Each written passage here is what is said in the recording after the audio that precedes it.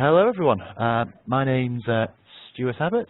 I'm the Head of Pharmacy Terminology Development at NHS Digital, which means I'm responsible for the team at NHS Digital that produces the NHS Dictionary of Medicines and Devices, as well as the SNOMED CT UK Drug Extension. So I've got a few slides to go through here. Happy to take any questions. Sounds like best to take them at the end, since we're doing a bit of a recording. But other than that, I will crack on. So, what is dm+d? Well, it's the NHS Dictionary of Medicines and Devices, and it's effectively a dictionary of descriptions and codes that represent medicines and devices in use across the NHS. It's a terminology, which means it's a body of terms using a particular technical application. Its ownership is at the Department of Health, and we deliver it through a partnership between NHS Digital and the NHS Business Services Authority.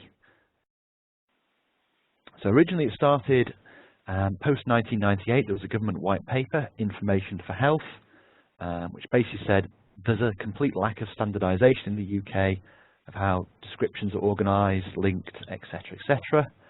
Out of that came a programme, the UK Clinical Products Reference Source, which amongst other things delivered the initial sort of starting bits for dm+d. So that was around also the ability to transfer code information between systems without translating data, reducing maintenance of multiple code sets, etc., etc., all in the name of reducing cost and improving clinical safety. So dm+d has always been a revolution, not an evolution. dm+d did not evolve from previous terminologies. It was revolutionary. It was created from scratch. So it's not based on any of the previous NHS read terminologies. It shares very little with them other than it's trying to describe the same thing. So it is very much a revolutionary rather than evolutionary, which is why it doesn't sort of work well with the other read ones, because it is brand new. So this is a slide we show people all the time. This shows what we call the dm+d data model, also known as the 5-box model. And what you can see on here are the 5 main, what we call concept classes of dm+d. So things like the VTM, the virtual therapeutic moiety, which would be just something like just amoxicillin. No strength or form, just the name. Below that, we've got the VMP, the virtual medicinal product. That's name, strength, form, amoxicillin 500 milligram capsules. And then below that on the left, the actual medicinal product, or AMP. This will often be branded products, in this case, amoxil 500 milligram capsules, supplied by GlaxoSmithKline. And on the right-hand side of the model, we've got the 2 pack concepts, the virtual medicinal product pack, or VMPP. So in this case, it'd be amoxicillin 500 milligram capsules, a pack of 21 capsules, and then the equivalent actual medicinal product pack below that, or AMPP. So in this case, amoxil 500 milligram capsules, supplied by GlaxoSmithKline in a pack of 21 capsules. And that is effectively the data model, the structure of dm+d. And each of those 5 concept classes have different use cases. So things like if you're in primary care, you're normally prescribing at VMP or AMP. But things like the GTIN, the barcode, the bit that's printed on a pack, is linked to the AMPP because we need to know who supplied it and what size. So that's kind of a basic introduction to the model. If you want to get technical, and if you want to see more about it, we do also publish a far more detailed model. So that shows effectively all the different data fields in dm+d. Obviously, not all of those are mandatory. Not all of those have to be populated every single time. But it shows you there is much more in dm+d than just those 5 bits of the data model. So, moving on, how does dm+d link to SNOMED CT?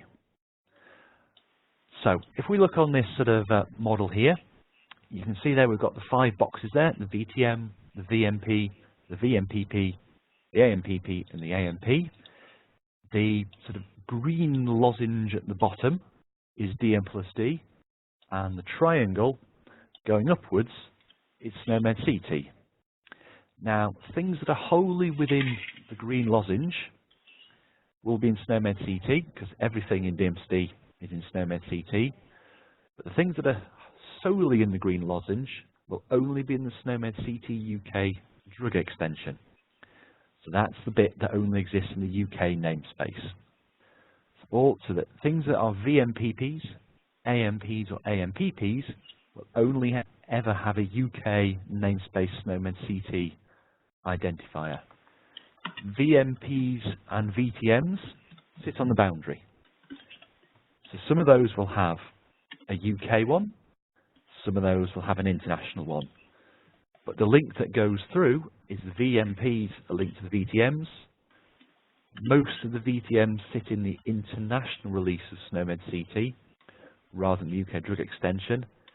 And it is the VTMs that then normally have the relationship to the next level up in the SNOMED CT international release. So in this example, we've got the VTM nifedipine, VTM is a calcium channel blocker, is a cardiovascular drug, is a etc, etc, etc, until it gets all the way to the top of the product hierarchy and ultimately all the way to the root node of SNOMED CT. So that is how dm+d links through into the UK, into SNOMED CT. So one of the things to note about dm+d is that it contains both a text and a code. And there's a standardized, unique description for each entry. And it's important to say in dm+d that we do not do synonyms, we do not have search terms, we do not have additional terms in dm+d. The only additional term we do have is an abbreviated label name whose sole use case is for printing on labels in a pharmacy who's dispensing things. Other than that, there is no synonyms, there's none of the SNOMED fully specified name, preferred terms, synonyms. In dm+d there is one current description, and then there's a code. Now the code for dm+d for all those 5 products, main product classes, and a number of additional fields is always a SNOMED CT code.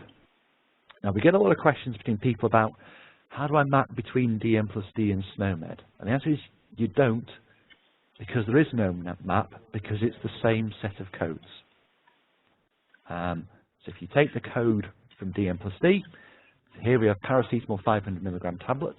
You look that up in a dm+d enabled system, it will be there, you'll get that description back. If you look it up in a SNOMED enabled system, it will come back because it's the same concept, and the dm+d description will be one of potentially many SNOMED descriptions. But it is the same set of codes, so it doesn't necessarily matter what you're getting those codes from, as long as it's a dm+d code that exists in SNOMED.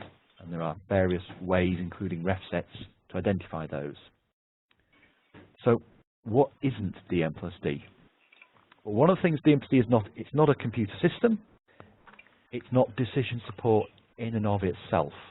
There is no decision support in dm+d, it contains no information about contraindications, about adverse reactions, about dosages, about age ranges, diseases, but it does provide sufficient hooks to allow a decision support system to be added to dm+d.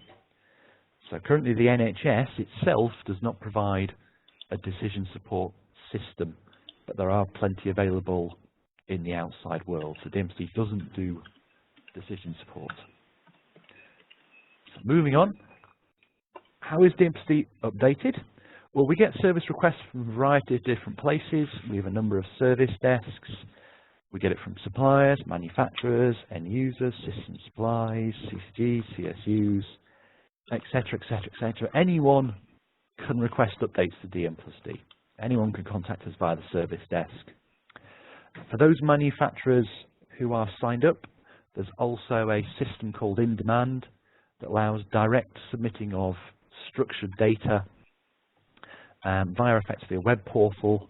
It does a bit of checking, and that then drops directly into our authoring system and streamlines a lot of work. That's only for manufacturers who are signed up to do that. And obviously they do that when they're making changes, bringing new products on, taking products off, changing prices, that sort of thing.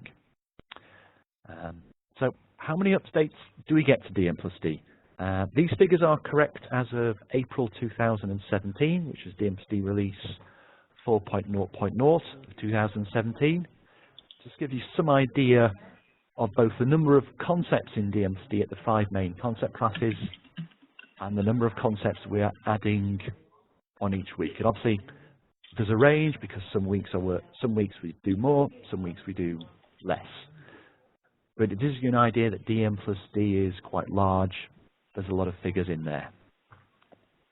Now, we do release dm+d effectively in 2 different versions.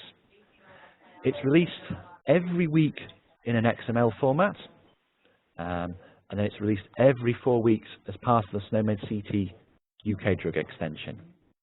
And what we do is we take the weekly dm+d XML, that is then transformed internally and used to create the SNOMED CT UK drug extension, where we add on any necessary SNOMED specific information, including an extra concept class called Trade Family, which contains brand information. Both of these are released via the TRUD website, which is our standard method for distributing information, and the link is there. Just to be clear, obviously, the dm+d is updated by both NHS Digital and the NHS BSA, and we're both involved in that.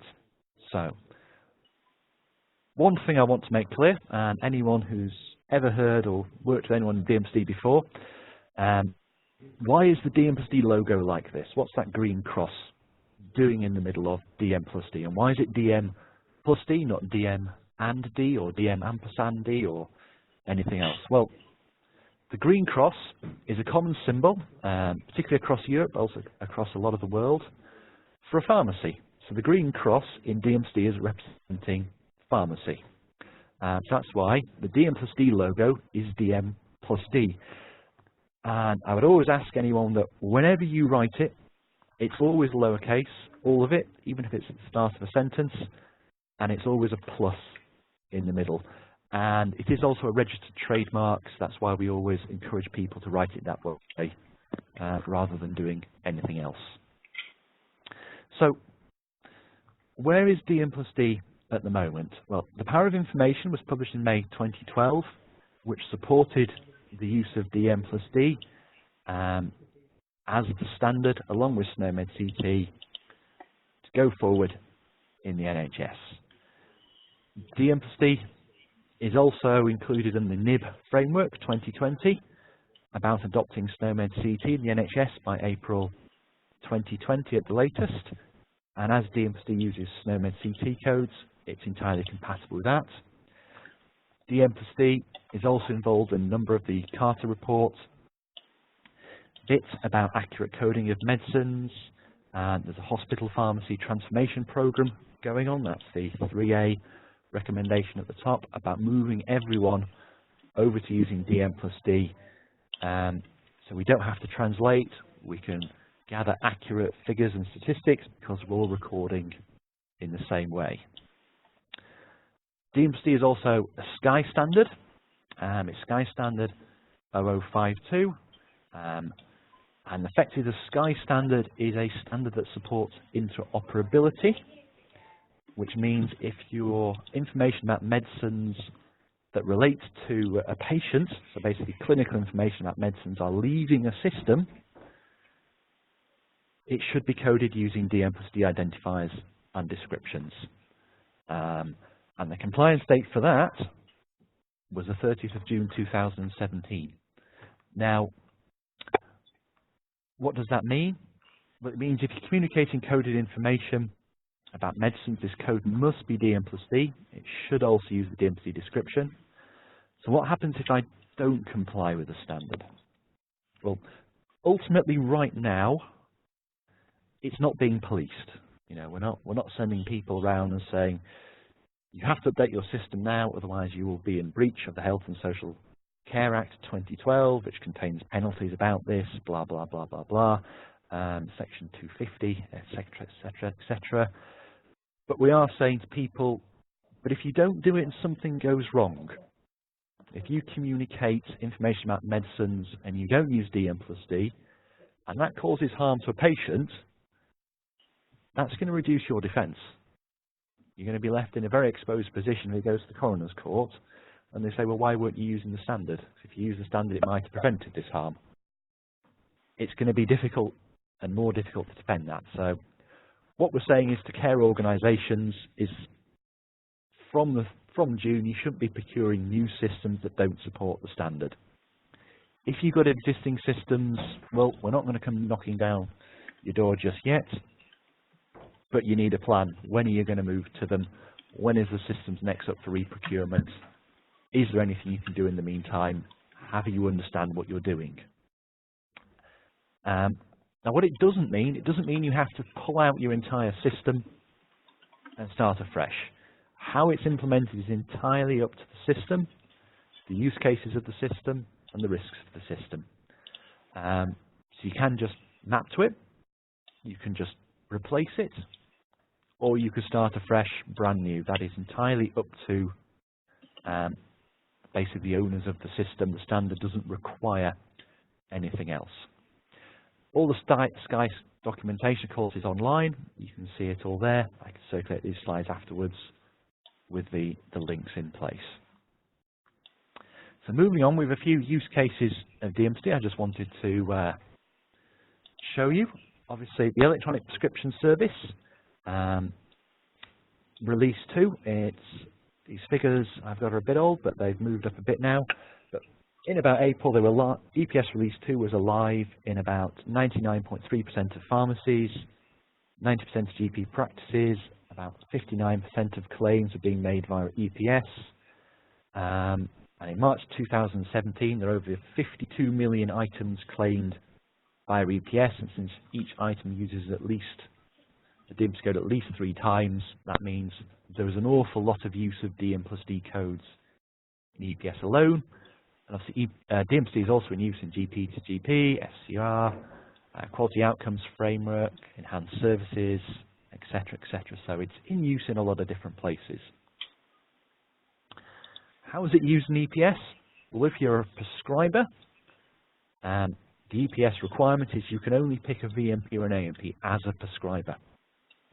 So if you're sending a message as a prescriber, you can only put in something from the VMP or the AMP concept class. If you're a primary care dispenser in EPS, the dispense message, the reimbursement message, the claim message, can be any of those, the VMP, AMP, VMP, PP, or AMPP. So in EPS, they don't have to, or rather they can't message a VTM at all. They have to use one of the other concept classes, which is fine. The VTM is mainly to support secondary care prescribing. So how are we doing in secondary care? At the moment, the Carter recommendation is about ensuring things are being coded, therefore to ensure that we can report things accurately, and we all know when we say we paid this much for this packet that we're talking about the same thing because it was coded in dm+d. And obviously some of that focus is mainly on high cost drugs first, because obviously being high cost drugs, they cost the most and potentially the most change. So trusts are moving forward to ensure that dm+d drug codes are part of all that requirements. Also done some work with a quality outcomes framework, which is a framework in primary care to ensure GPs are paid correctly. I won't go through this in a lot of detail unless people want to know about it, but effectively these are 2 of the QoF clusters about payment, and some of these QoF clusters include pulling information about drugs. Now in READ, we'd say if your patient meets the requirements of that QoF and they've got any of these read codes recorded, you'd get paid. So there's the 6 read codes.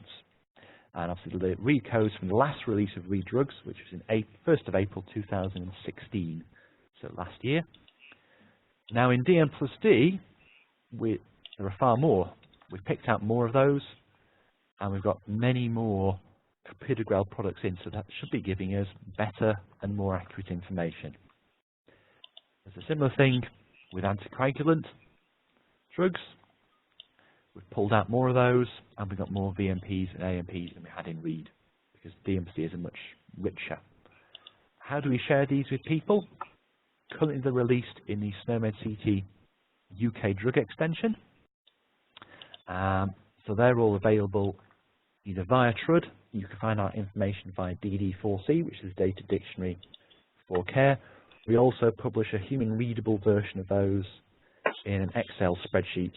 Obviously, they're not intended for use in systems, but you can use them for viewing, supporting research, etc. if you want to see what's in those. So ref sets are a way of, or another way of chunking up the vast amount of information that's in dm+d and SNOMED CT to pick out bits of information.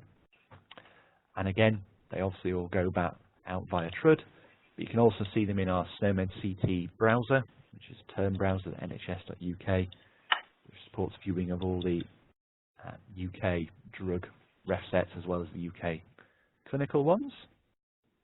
And obviously, we've got a wide variety of different QOF ref sets that we've published to support things like this. 2 pages there.